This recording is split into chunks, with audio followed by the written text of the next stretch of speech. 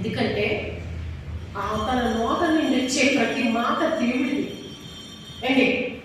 మరి అది మనము మన జీవితంలో అమలు చేసుకోకపోతే, అది మనము దాన్ని సజీవంగా చేసుకోకపోతే ఎలా చెప్పండి అండి.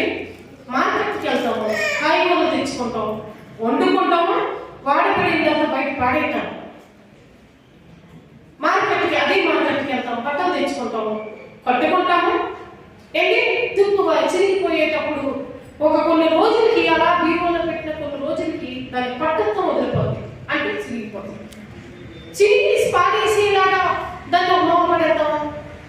కూరగాయలు పడేమో, బట్టలు పడేమో, చెప్పులు పాడేమో ఏంటి, చేతికి పెట్టుకున్న వాచి పడే, ఏమైనా సరే మనం వాడుకున్నందుకే మనం తెచ్చుకున్న మార్కెట్లో వెల తెచ్చుకున్న